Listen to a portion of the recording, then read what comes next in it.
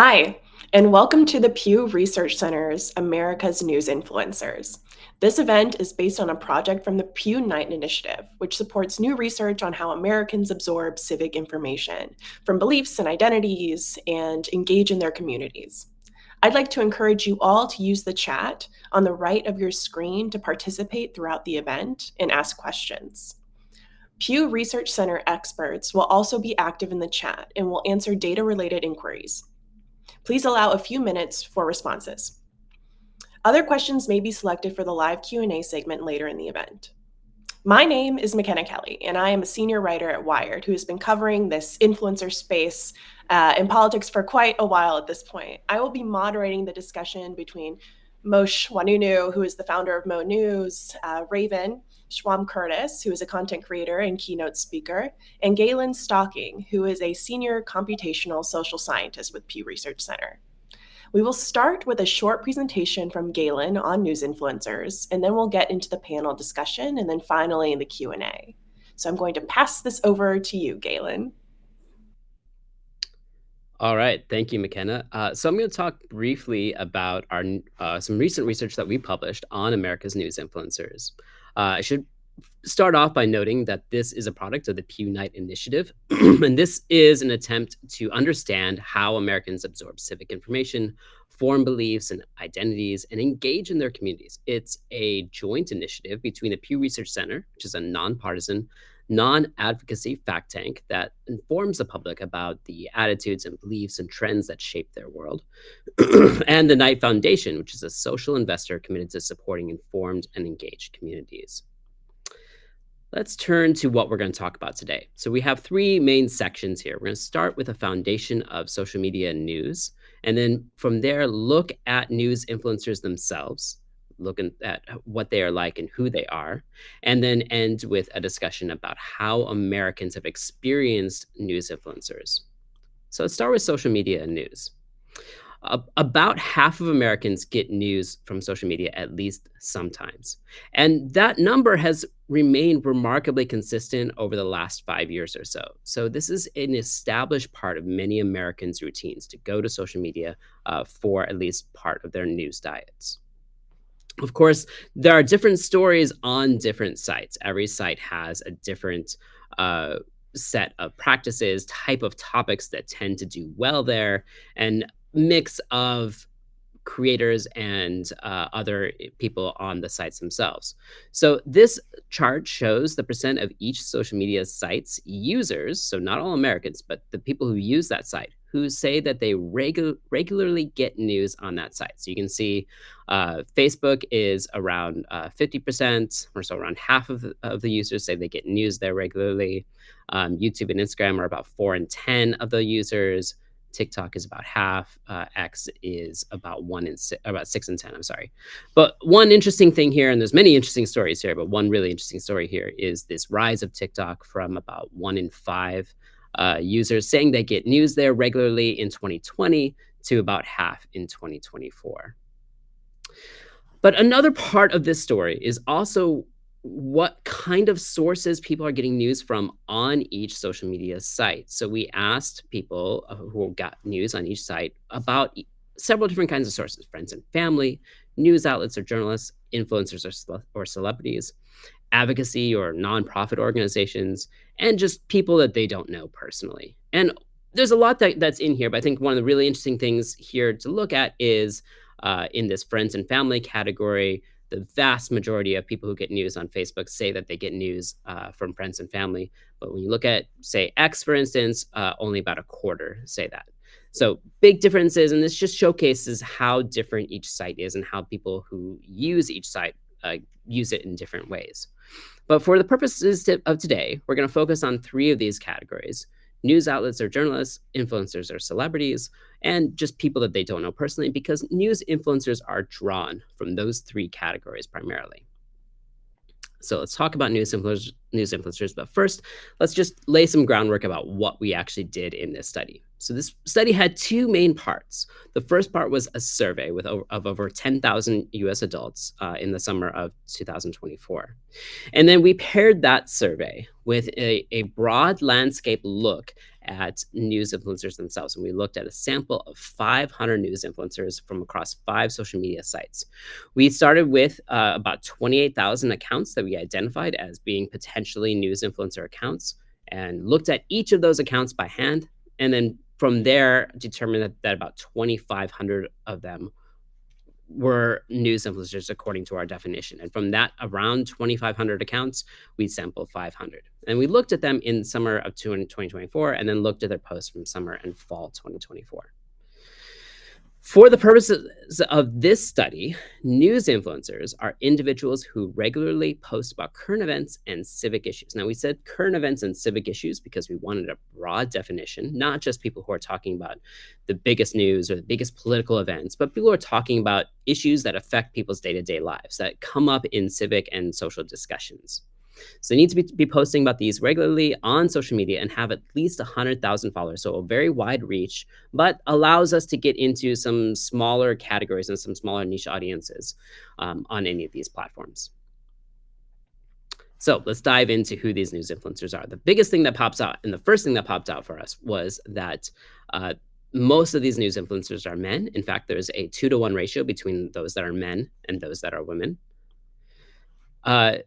More are right-leaning than left-leaning, or at least explicitly identifying as right-leaning or left-leaning. So 27% identify as right-leaning, 21% identify as left-leaning. But the largest category here are the bottom category. About half of these news influencers did not explicitly identify as either right, left, or some other category. And those we put in this no clear orientation. They may have actual political views. They may share those views widely, but they do not clearly identify either as a member of a party, having a specific ideology, or supporting a specific political candidate. Now, when we look at that ideology, and again, there are different stories across these different sites. When we look at this, the breakdown of that political ideology across sites, most of the social media sites we were studying are composed primarily of or have more right-leaning news influencers than left-leaning news influencers. For instance, Facebook, 39% of the news influencers there are right-leaning and 13% are left-leaning. The one exception here is TikTok, where there's more of a balance. 25% are right-leaning and 28% are left-leaning. TikTok also stands out for gender. It's the only site that has more balance between men and women, whereas all the other sites are much more male-heavy.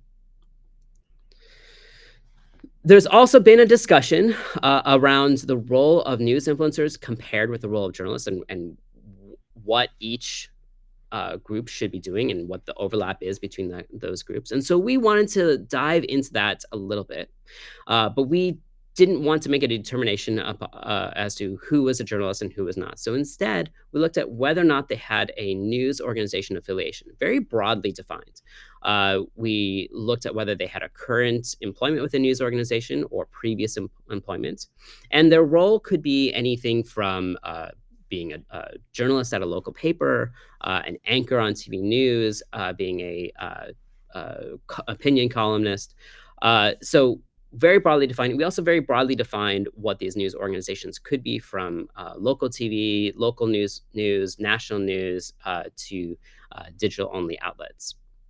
So even with that very broad definition, only about a quarter of these news influencers had an affiliation or have ever had an affiliation with a news organization. The vast majority did not, which means that those news influencers are largely voices from outside the newsrooms and outside the news industry in general. And when we look at the political orientation of those news influencers that have that industry connection, the largest group of them have no clear political orientation, or they don't share what their political orientation actually is. But when they do, it's more likely to be right-leaning than left-leaning. So 25% of news influencers with an organization affiliation identify as right-leaning, and only 9% explicitly identify as left-leaning.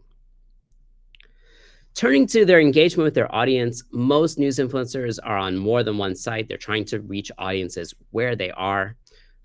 But most news influencers are on more news influencers are on X than any other site. 85% are on X, about half are on Instagram, and then it goes down from there. Most news influencers are also seeking to monetize their content in some way. 6 in 10 use some kind of monetization method, and about half have some kind of subscription. Of course, many of these sites make it very easy. You can enable a subscription or a tips jar or something like that on the site itself. So there's a lot of ease for this, but still at that same point, about half of them are using this. All right, so let's turn to how Americans are actually experiencing news influencers and the extent to which they are actually using news influencers for news. About 1 in 5 Americans say that they regularly get news from news influencers, so 21%. However, that is a much larger number when we look at the youngest Americans. So adults under the age of 30 are much more likely to say they get news from news influencers than older Americans. 37% of adults under 30 say this. Another interesting element here is the fact that there's very little difference between Republicans and Democrats. Roughly equal numbers of Republicans and Democrats say that they get news from news influencers. Now, we also asked the extent to which people are satisfied or have had good experiences getting news from news influencers, and largely they say that they have. We're going to look at two of those metrics here. The first one is whether or not news influencers help them better understand current events and civic issues. And 65% of people who say they get news from news influencers say that news influencers help them better understand current events. Just 9% say that makes them more confused. And in a similar metric, about 7 in 10 of people who get news from news influencers say that the information that they're getting, the news and civic information that they're getting, is different from what they would get from other sources. So they're getting unique news from news influencers, and it's helping them understand current events better. There's a partisan element to this as well. Democrats are a little bit more likely than Republicans to say that news influencers help them better understand current events, 69% to 62%. However, when we look within each party, party members who are more ideological are more likely to say that the news influencers are helping them better understand current events. So conservative Republicans and liberal Democrats are more likely than moderate members of the party to say this. When we look at ways that that audiences can connect or have a relationship with news influencers, we look at two specific areas here. Well, the first one is whether or not they follow or subscribe to news influencers. And 6 in 10 say they do not, say that they do, which indicates that a large proportion of people who get news from news influencers are actually getting it through algorithmic feeds. They're not actually following, they're not directly or like reaching out to news influencers consciously. It's just something that is appearing in their social media searches and social media activity. Additionally, about 3 in 10 members of those audiences say they feel connected, some kind of deep connection to news influencer, which of course can have leads to a bigger effect on those audiences in general. Last thing I want to leave you with is a look at how these news influencers were talking about the candidates in the election, the U.S. election that we just had in November. And what we did for this is we took we sampled 4 weeks of that election from July through the week before the election.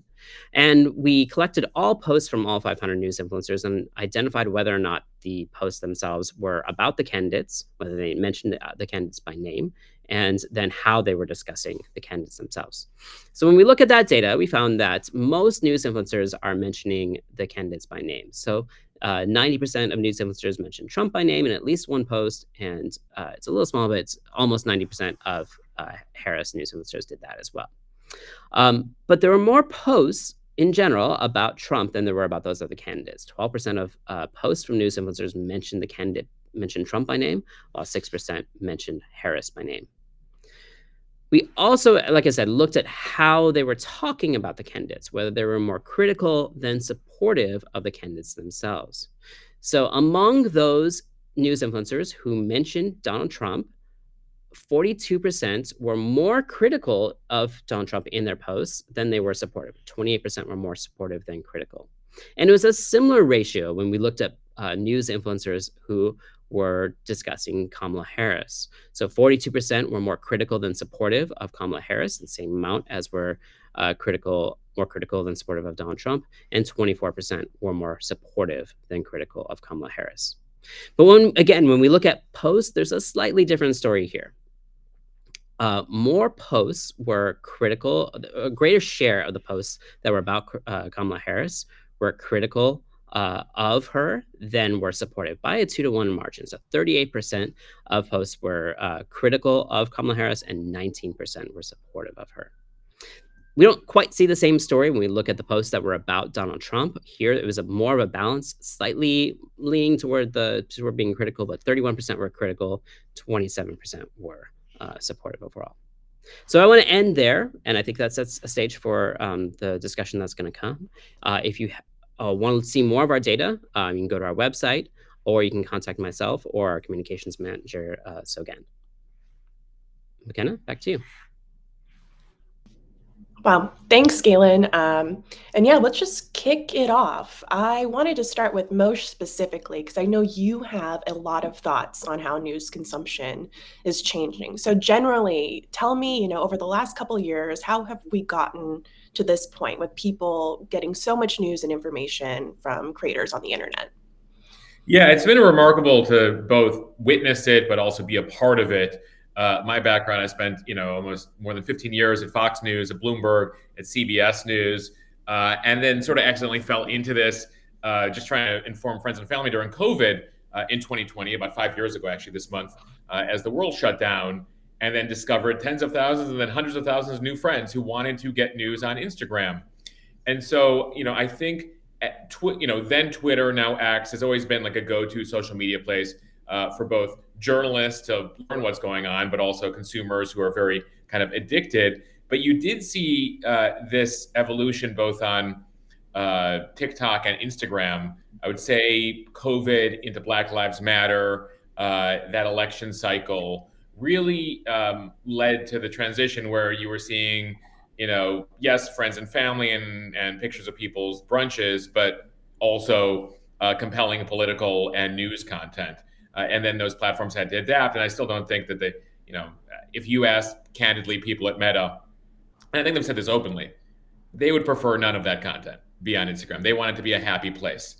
They want to bring joy to people. And in fact, I have seen, as somebody who does news on Instagram, the algorithm suddenly cut half of my viewership out for a few weeks at a time. But, I think there's a few trend lines here. One, people were turning to social media because they also happened to be at home at that time, and it sort of took. Two, it's more convenient for people. Three, it comes at a time of increasing distrust, mistrust in traditional media. And so the person that you get tips for, whether it's cooking or beauty or lifestyle or clothing, or in my case, a journalist who happens to be on the platform, people are connected to the individual and not to those larger brands. And they see you, you're real with them, you call things out, you're transparent. And I don't know that the existing legacy media has adapted to the habits and the demands of the audience these days. Yeah, and just me personally looking at how so many journalists who did traditional TV are now moving to Substack. A lot of traditional journalists are now having to take on similar skill sets to what we've seen people like yourself master, right? Raven, I want to hear from you too. How is news consumption changing? What are you seeing? Yeah. I mean, I want to reiterate all of what Moshe just said. That's very resonant. I think there is this growing distrust in major institutions. And so having this personable relationship with an individual that maybe you share lived experiences with or shared identities with, or you're in similar parts of your life like that, I have noticed is so deeply resonant with my audience. And it's a big reason why people seek me out. I started this work as an academic turning to the digital space, recognizing that I needed to meet people where they were at. Like me getting my MA PhD and spending hours and hours like studying in a classroom is great, but most people don't have the bandwidth or time or capacity to do this work in this way. So how can I take this academic journal and translate it to the digital space into a 45 second, reel or TikTok about the difference between being white appearing and white passing, and make it digestible for people so folks can still get the information in an increasingly like time crunched attention economy. And I think that naturally sort of brought me to this work of the news, because the political is personal and the personal is political. And I think what we've seen over the last couple of years is that influencers and content creators are becoming a formidable force in this attention economy, to the extent that we're rivaling major news networks, right? So like if we think of a Fox or a CNN or a MSNBC, and maybe at their peak time, they're bringing in 1 million to 4 million viewers. I've had videos go viral in a day and reach 1 million unique viewers. You know, I posted something a couple days ago that's reached 400,000 unique viewers. And it's just me. Like, I don't even have a whole production team behind me. I don't have someone managing my inbox. I don't have an agency. I'm a singular entity doing research, using the skills that I learned in school and translating that to the digital space. And so I think it's really exciting because we're democratizing the information landscape. And that's amazing, because that means that more voices and perspectives can be held and heard. I think also the con of that is that all perspectives can be held and heard, and not everyone has necessarily the training or integrity to do research in a way that's going to not spread mis or dis or malinformation.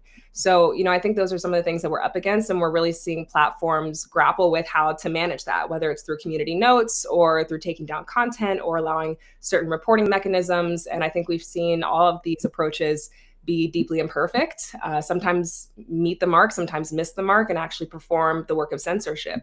And that's a continually unfolding conversation. But for me, the takeaway is that we are finally being considered part of the media landscape in a serious way.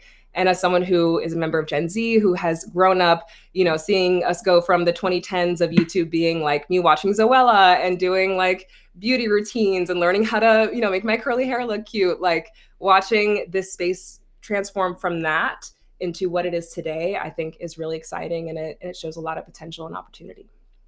Yeah, Galen, looking at, you know, the data that you just presented, it seems that video platforms like TikTok, Instagram, et cetera, were some of the biggest platforms, right, where people were going to. Do you see these trend lines increasing? Are people looking towards video content more than you know, written content, or it seems like the data is pointing towards a specific medium people are preferring?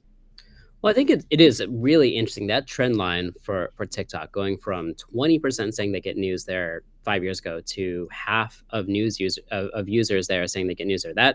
That's unheard of. We don't see that anywhere else. And I think it establishes TikTok is becoming more and more of a place where people are looking for news. However, we did a study last year where we asked people if news is a reason they go to each platform. And that wasn't the case for TikTok. That only platform where a majority of users said that they go there for news, that being a main reason to go there, was X or Twitter. So in audiences' minds, I think news ends up becoming part of their overall experience and not necessarily something that they start with as a motivation for going there. Yeah, that's really interesting, specifically because with fewer and fewer people watching cable, where do people get their news ambiently, right? I just think of my mother, who had Fox News basically burned into the lower right corner of her TV because it was on every day while she did chores. It seems like TikTok and YouTube are kind of replacing that in a way where people are beginning to have a replacement for this ambient consumption of news. I want to get into the second question here, which is kind of gets at what Mosheh and Raven you were speaking about in the last section, but we'll go to Mosheh first. What do you see as the key difference between journalists and news influencers? This has been hotly debated over the last year. By the way, I have a fun story. I was at Fox News for 5 years, and that was a legit issue. We were hearing from the audience that people's logos were getting burned into the TV screen. Wow. So we moved it in 2005 to make it a rotational logo. It would switch between the flag and the Fox News logo, so it would stop burning it into the TV set.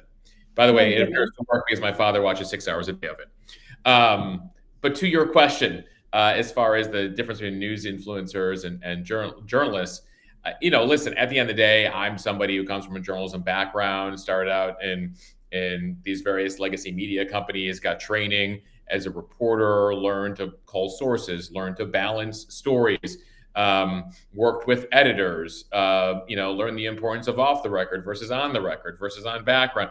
All these various things that, as much as people want to criticize legacy media, there are mechanisms, there are checks. When we were at CBS News, the number of people that had to go through a script before it went on TV.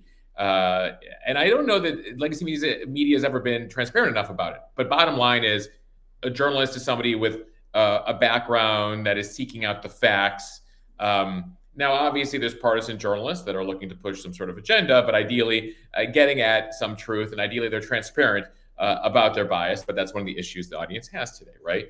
I think that to be a news influencer, literally any of us, like anybody, I was doing a media literacy session for 8th graders yesterday outside New York. And I was like, any of you can be a news influencer. Like literally, if you take an interest in something and you pass something along, I heard this, or did you guys see this video?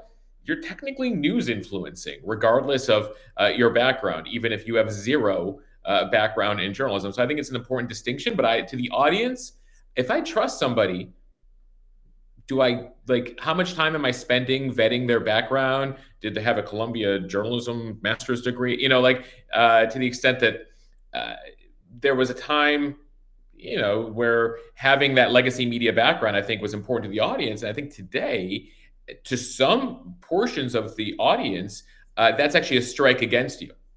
And having no journalism experience at no media institute makes me trust you more. And I think that's sort of where we find ourselves. Yeah, Raven, let me pass that question off to you. What is the difference that you see between journalists and news influencers? Yeah, I mean, co-sign on the sense of objectivity. I think there is an expectation that journalists will have a certain level of objectivity in relationship to the work and to the stories. Certainly, I will say, because I want to subject some nuance into here, I do think there are news influencers who do that, right? Who literally just come online and they offer the breaking news and they don't have a slant and they don't have an angle. For the most part, there's like a lot of center reporters in that way. I think there are also a lot of us who are very specific in our positionality. Like, I will not feign objectivity. I have very particular politics. I have very specific opinions, and I've built an audience because I've not been afraid to share those things. So I think that's maybe one distinction between many, though not all, of the news influencers in this space. I also think resource differentiation, which I also sort of hit on in response to that first question. But a lot of us don't have teams, right? Like, some people maybe have scaled their business a little bit. Maybe they have a videographer if they're doing like man on the street content, or, they have someone behind the scenes helping them with mild editing, maybe an agent, something like that. But the vast majority of people in this space that I speak to, we're doing it all. We're the Renaissance people, right?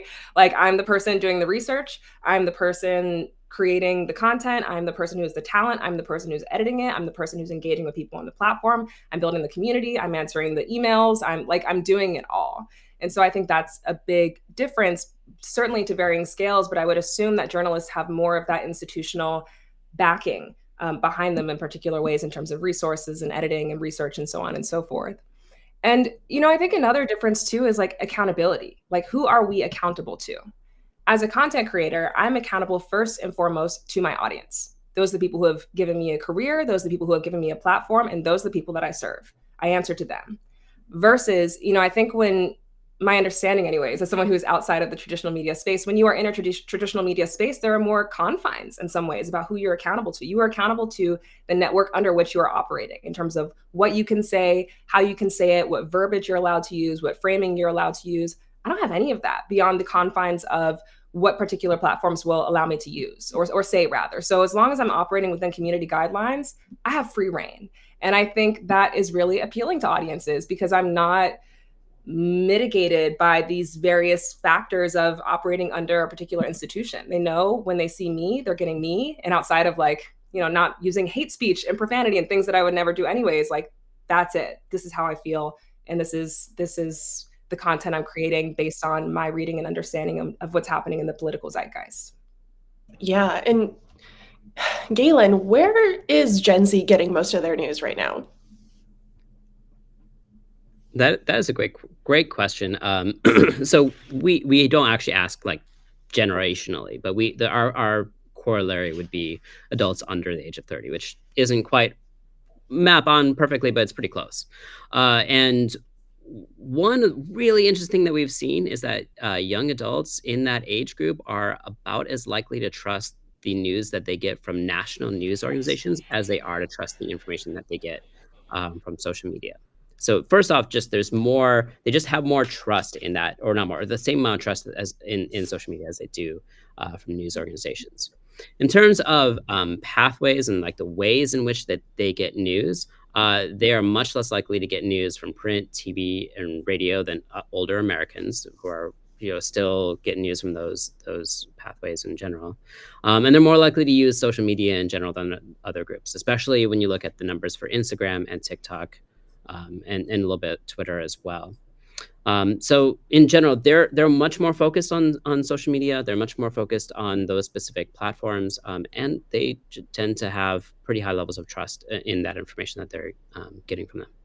Sure. That kind of gets me into my next question that I want to pose to you, Mosh, which is, how do you interact with your audience? What are they asking of you? What is that relationship like? They have very high expectations. I've learned, because I've also created a situation where during COVID, I was doing 24/7 coverage. It's funny, I left CBS thinking I need to leave 24/7 news, found myself back in it. And the audience, I found very quickly, it was when RBG died. It was like Rosh Hashanah dinner. And I was like with my family, and suddenly, my audience at the time, like, I don't know what it was, like 50,000 people or whatever. And they're like, hey, why haven't you reported this? I was like, I'm literally at dinner with my family. And they're like, yeah, but like there's news happening. I was like, oh man, I've really gotten myself into something here.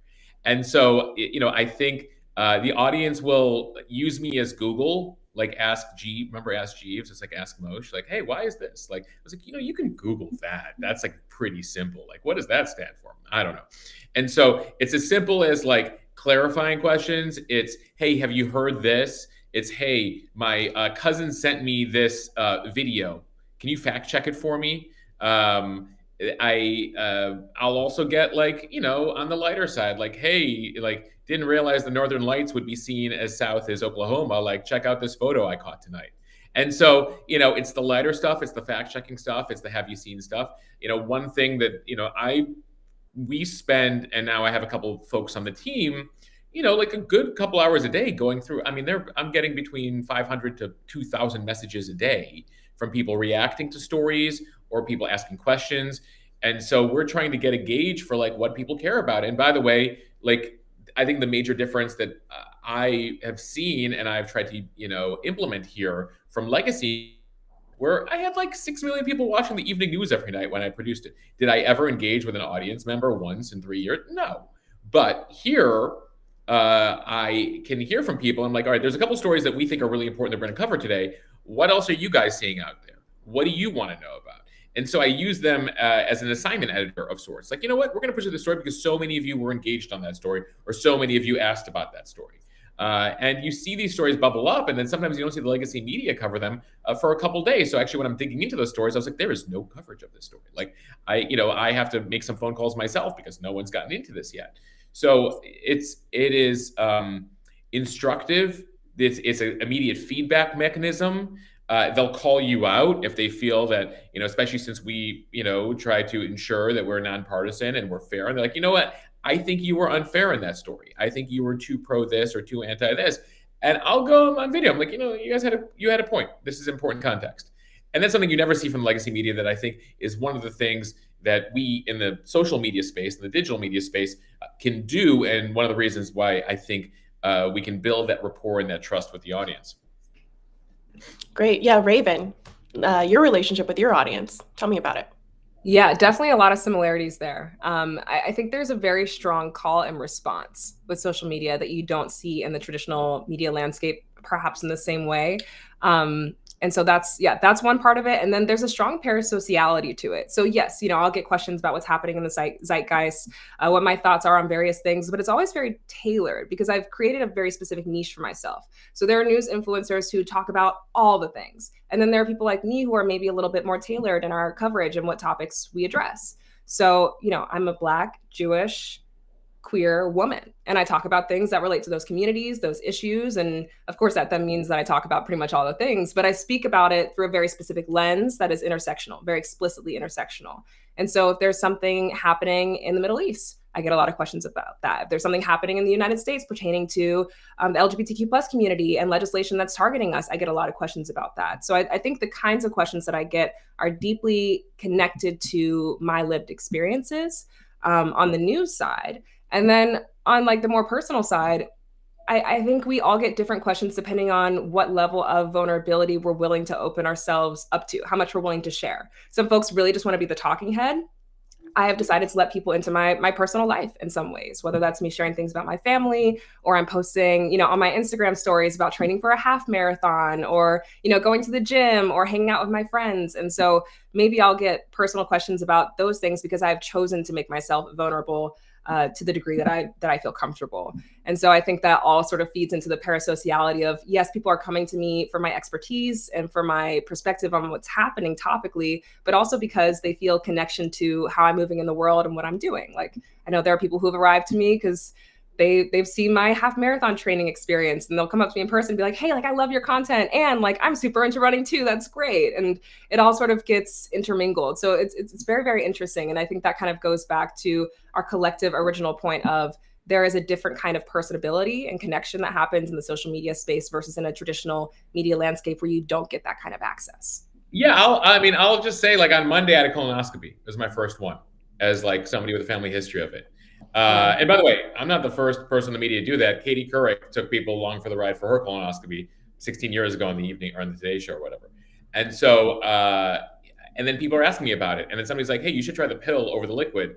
The drink is so terrible or whatever. And that became part of our news coverage and the conversation in a way that you could never do with the traditional media. Right. Yeah, we're running out of a little bit of time on the panel, but I do want to go like lightning fast on one last question, which is recently, I think it was just like a week and a half ago, we heard from Caroline Leavitt that the Trump administration was going to allow influencers into the briefing rooms for these press briefings. And I think it's a little indicative of where the next couple years will look like in this space. I just kind of want to go quickly around the room about like, what are your expectations, for the next 2 to 3 years? How is the space going to change? How is it going to grow? Let's start with Raven this time. Mm-hmm. Yeah, sure. I mean, I think this is important on a very broad level to democratize these spaces and recognize the impact that news influencers are having. So I think it's important that we have this kind of access. I think we also saw in the previous administration that there was initial experimentation with this, right? So like someone like me got invited to the White House 4 times, something I never would imagine being possible, but that was made possible because of their digital media comms team expanding access in very intentional ways. In terms of how things will progress moving forward, I think that access will continue to expand. I think there's going to be more investment into the news influencer landscape, particularly on the left, because we do see such a vast divide in terms of reach, right? Like we're seeing that the right is kind of like winning the social media game, for lack of a better framing or word. And so I think a lot of nonprofits, a lot of political PACs, seeing the way that this previous election cycle turned out, there's going to be major investment in building out the left social media landscape. And I think that that's needed. It's important, particularly when we think about members of Gen Z like myself, who are still aging into our voting block, right? I'm 98. I'm an elder Gen Zer. They're Gen Zers who were born in 2012. They won't be able to vote for another 4 or 5 years. So, I think when we're thinking about the future of where people are choosing to get their news, the fact that that frequency is going to increase, and also wanting to make sure that we're building out a landscape so when people arrive to it or tap into it, it's robust enough to have real impact on people's positionalities and perspectives. That major investment is going to be super important. Yeah, Mosh, what do you think? From elder Gen Z to elder millennial, I'm 82, so I'm the oldest end of the millennial, the first year of millennials. I also received several invites to the White House during the Biden administration. I was part of the influencer group at the NATO summit. I was a part of the influencer group at the DNC. I was probably one of only a couple that weren't there wearing Kamala Harris hats with the expectation of going to Kamala Harris parties. I was like, no, I'm here. Like, so, even teaching people in that realm, like there's a spectrum. There's a spectrum of folks in this space. And then fast forward to the inauguration, I was like on a tour of the Capitol with Speaker Johnson, and I was the only non-conservative news influencer in that space. And there is an understanding on the right, especially in light of the election, that one of the reasons they won is that they have done a very good job of cultivating that space. And you're seeing it literally happen as we speak. Doge and Elon Musk are dropping stuff that they're finding in the departments, no questions asked, to specific MAGA influencers on X, and then changing the conversation that way. And so, I think that if the Biden folks were just dipping their toe in it, the Trump folks have jumped in completely. I should note I am one of the 7,400 people who've applied for those 5 seats. So we'll see what comes of it. We'll see how they do it as a rotation. We'll see if it only is conservatives, or we'll see if they're going to bring in folks that are willing to say a critical thing of the White House. So I am, intrigued about what might happen here. I'm open-minded. I'm optimistic. It's my general way I live my life. But I think there's a recognition that, to Raven's point, that we have reels that have more viewers than several hours of CNN during the day. So there needs to be a recalibration of how government officials approach media and the audience. Yeah, I want to turn. We have a lot of really great questions in the Q&A right now, and so I want to get through as many as we can. At the top here, I think this one is really smart. Raven, how do news influencers get their information that they use when they're reporting and creating content? Like, what do you do before you make a video or, work on some kind of piece of content? Yeah, that's a great question. I think every single news influencer will give you a different answer. My process every single day is I wake up, I listen to NPR News podcasts. Then I sit down, I have my morning coffee and my breakfast, and then I open up my Ground News page. So I've done a sponsorship with them. I'm not being paid to say this. I just love the service. Otherwise, I wouldn't have worked with them. But essentially, Ground News is just a conglomerate news platform that gives me the top headlines that are happening during the day. It gives me really comprehensive analysis of how the left is reporting on something versus the right versus center. And so what I do is I go through and I see, based on the political spectrum, how are people talking about this thing?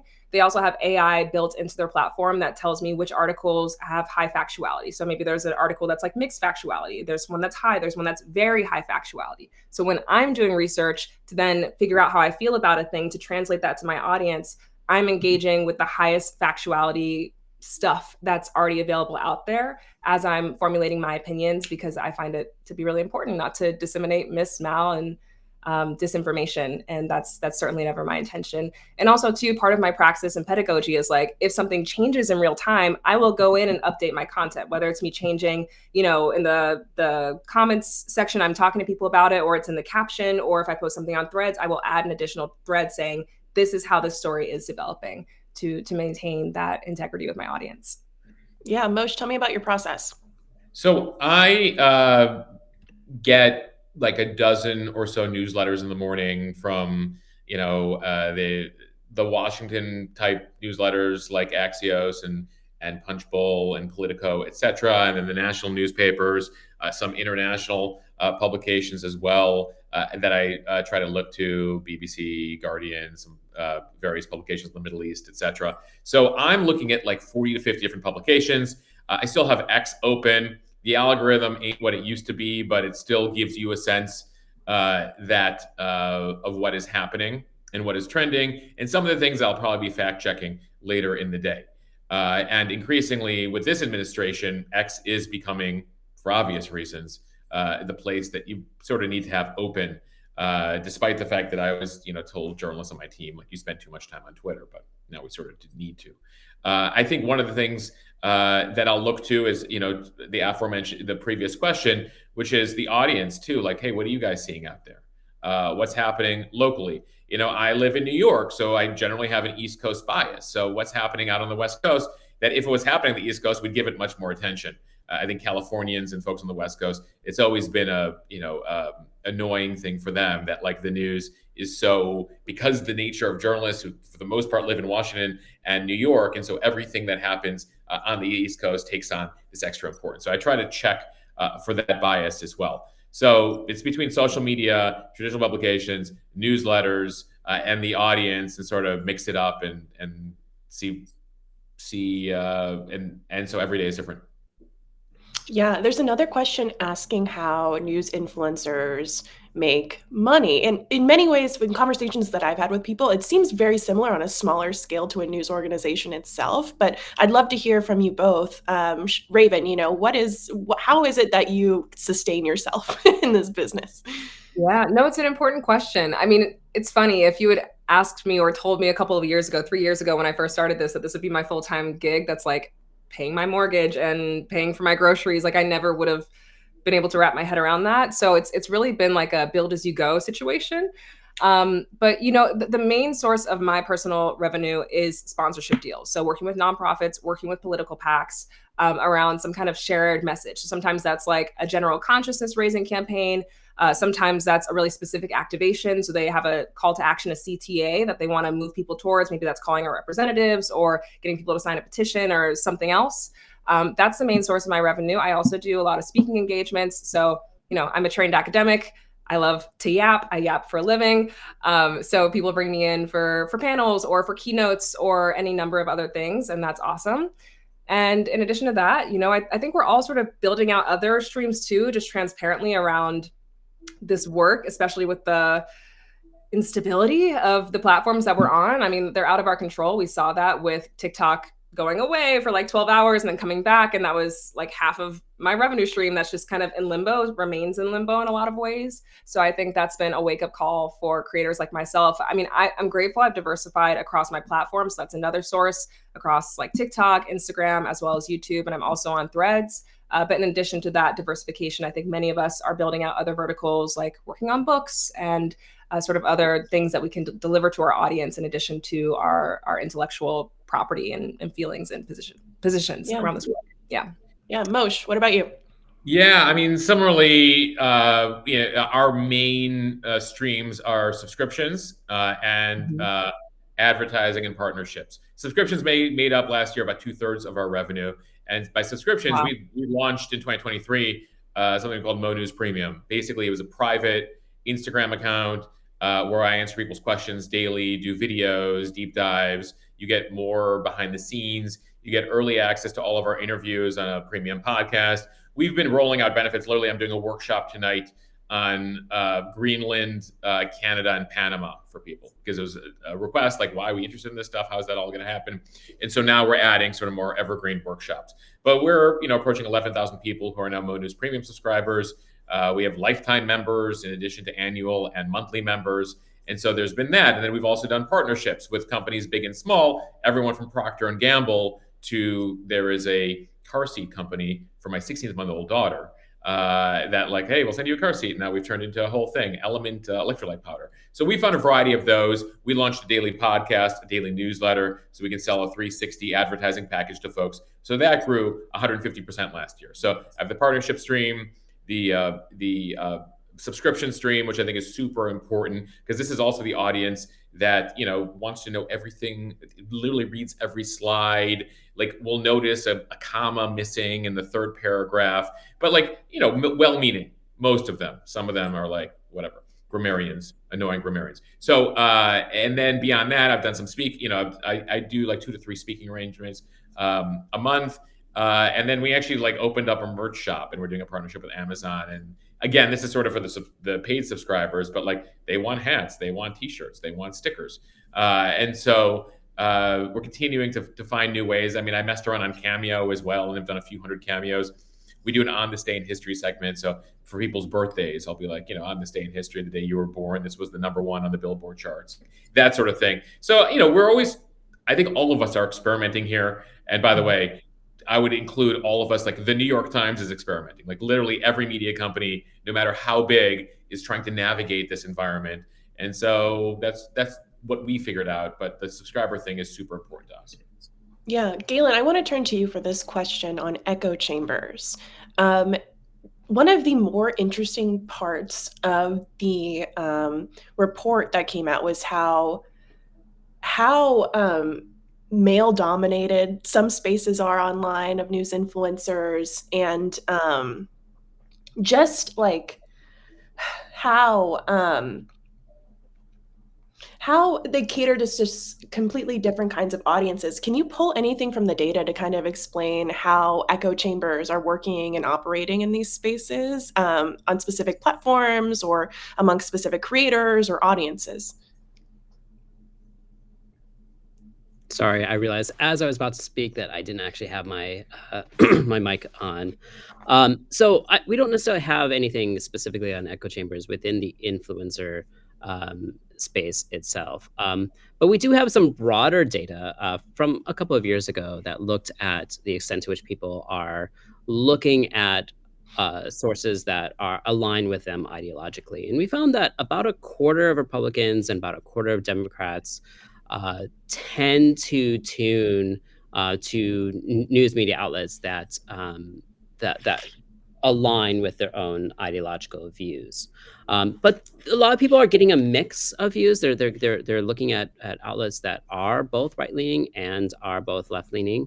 Now, again, this is a couple years old. It doesn't really apply to necessarily to the influencer space. I think one thing that we found in another study that's really interesting with this is when we ask people for a bunch of different ways that you can get information from news, different types of information you can use from like in-depth information, breaking news, opinions, things like that, whether they prefer to get that information from social media or from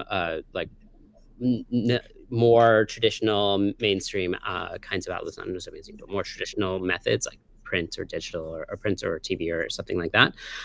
The only one of those methods that people prefer to get news from social media from over other methods was opinion journalism.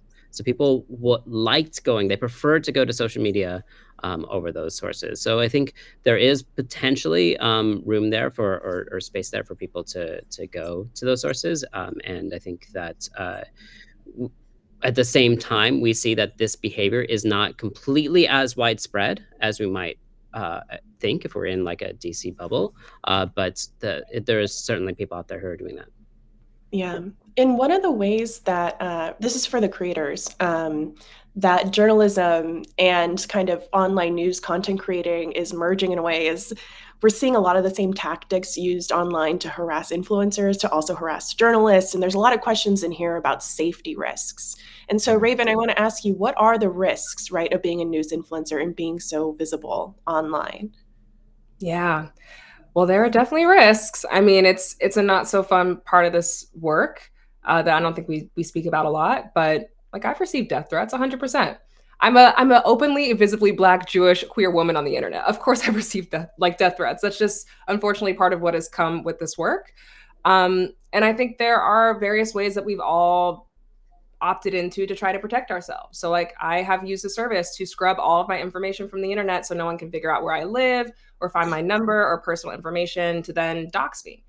I'm very, very private about where I live. I never show any of the surrounding areas of my neighborhood or my home or anything in the content that I make. Like there are choices that we all make around, again, to that vulnerability point, to what extent we want to be transparent and vulnerable and where we are and how we're doing this work.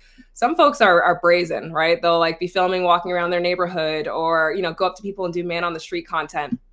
And frankly, I think some of that boils down to certain positions and identities and privileges. Like I have a lot of friends in the same space who are tall white men and they can go out and do man on the street content at a MAGA rally and interview a bunch of folks and get away with it. And maybe it doesn't mean it's 100% safe, but I think there's like a certain amount of safety that I would not experience doing that same kind of work in that same kind of way. And so I think these are all just choices that we personally have to make, how much risk we're willing to take on and how do we mitigate it. Yeah, Mosh, can you describe to me how you protect your safety and security? Well, I mean, I'll say this most recently, like starting on October 8th, I live in a New York City building. I had to tell the doorman, I was like, no matter who, I don't care if it's a family member, you're calling me, because I was receiving a whole bunch of threats from people who were critical of the coverage and getting, I mean, I don't know how many of them were bots, but some of them were certainly real in terms of what they were saying. And I see it, often people are super worked up right now, and they are willing to say things. In many cases, not realizing that there's another person at the other end, and sometimes I respond to them, and they're like, "Oh man, I didn't know you were going to respond." And so I think that to Raven's point, you don't share. If I post stuff around the city, I'm not doing it in real time. I'm super cautious about how much content is available on the main channel related to my daughter, and it's a conversation I have with my wife, who also has an Instagram following of her own.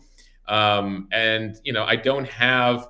One of the things I miss about legacy media is that, like, I had a security department at CBS, and lawyers, and the infrastructure there related to security was significant for obvious reasons. And so now on my own, half of them I'm working out of my residence. It's not hard to, like, if you're really intent on figuring out where somebody is, figure that out, especially in a place like New York City. So it's something that is always top of mind. It's something probably at times that I do need to be thinking about more, and I might take for granted. And maybe to Raven's point, it's my privilege as a male. But ultimately, we're hyper aware of it, and on any given day, on any given post, you can quickly see things sometimes descend, and people's passions start to turn into threats, and you're like, oh, I'm like, literally, I have a front door, and I don't know how aggressive this person is going to be in trying to get to me. Sure. Wow. The internet is a crazy place. Cool. I want to get at a question here. Someone is asking, the topic is elitism. And maybe from both of your perspectives, our traditional media outlets, don't feel bad about offending me. It's fine. Our traditional media outlets, you're not traditional media, Wired. You guys have always been different. Yeah, well, maybe the vibe's a little different, but it is Condé Nast. Yeah, that's true. So yeah, no, is traditional media elitist? I'll pose that to you, Raven. I mean, inherently, I think the structures are different, right? I don't have to go through an interview process and be approved and taken on and then put into different sector. Like, I just opened my phone and started filming, and now this is my job, however many years later. So I think in that sense, there is a built-in hierarchy and elitism that doesn't translate to the social media realm in the same way. But hierarchies and elitism exist everywhere, right? Like, this is, I don't know if this is like PC to say, but I feel like there's a pretty privilege that can come with the work that we do, right? I was having a conversation about this with one of my friends who maybe isn't like totally in the news space, but very much in like the education, sometimes dips a toe into the news influencer space. And I think we all work in a very like optical medium. It's very visual, right? Those of us who are posting TikToks and Instagram reels. And so if we're talking about privilege, I mean, I do think pretty privilege and optics and colorism and all the things that come with that absolutely influence who people choose to get their news from and who they don't. Not necessarily across the board, but I do think that's an element. And, in terms of hierarchy too, I think there's an ongoing beef between traditional media and folks in the social media realm who are now breaking into some of these more traditional spaces. I was also at the DNC, the Democratic National Convention, last year as one of the 200 creators who were granted entree. We got media credentials, and this is very experimental, right? We're kind of the guinea pigs of what happens when we push these people in the online space into the traditional media space. And I think there were folks in traditional media who were lovely and welcoming and gave us really fair and robust coverage. I think there were also people who were really unfair and tried to minimize the importance and the value and the gravitas of the work that we're doing.